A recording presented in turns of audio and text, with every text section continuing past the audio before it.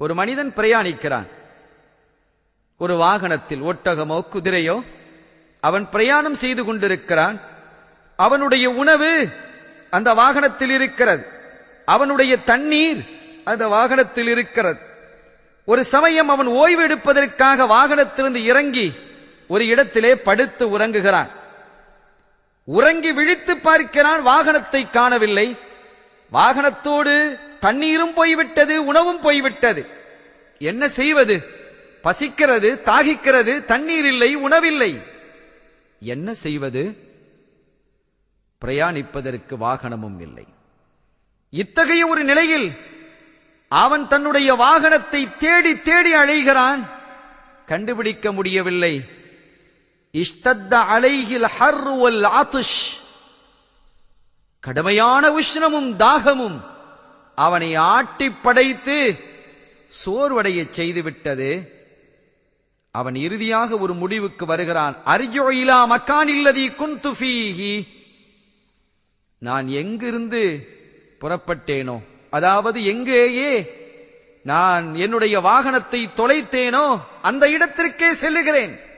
ஃபனாமு ஹத்தா மூத், நான் மரணிக்கும் வரை நான் அங்கேயே தூங்குகிறேன். ஃபவலஅ ரஅஸஹு அலா ஸாஇதிஹி லியமூத, ஹதீஸ் அப்படியே சொல்லி காட்டுகிறது. தன்னுடைய தலையை தனது கையிலே வைத்துக் கொண்டு, முன் கையிலே வைத்துக் கொண்டு அவன் படுத்து உறங்குகிறான். எதற்கு? அவன் எதற்காக உறங்குகிறான்? லியமூத்த, சாகுவதற்காக, மூத்தாகுவதற்காக.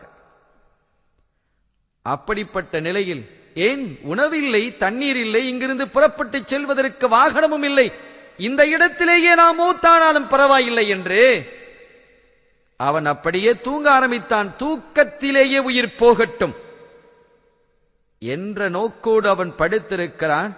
ஆனால் அவனுக்கு உயிர் போகவில்லை. தூக்கம் வந்தது, விழிப்பும் வந்தது. விழித்து பார்க்கிறான், அவனுடைய வாகனம் அங்கு வந்து நிற்கிறார்.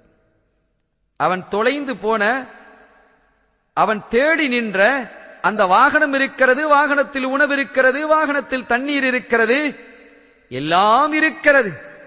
எப்படி அது தொலைந்து போனதோ அப்படி வந்து நிற்கிறது. எதுவும் இழக்கவில்லை, அனைத்தும் இருக்கிறதை பார்த்த அந்த மனிதன் எவ்வளவு சந்தோஷிப்பான். உணவு கிடைத்தது, தண்ணீர் கிடைத்தது, வாகனம் கிடைத்தது, தான் எதையும் இழக்கவில்லை, அனைத்தும் வந்துவிட்டது. தேடி தேடி ஒரு மனிதன் அலைந்ததற்கு பிறகு ஒரு பொருள் கிடைக்கிறது என்றால் அதனுடைய நிலை உயர்ந்ததுதான்.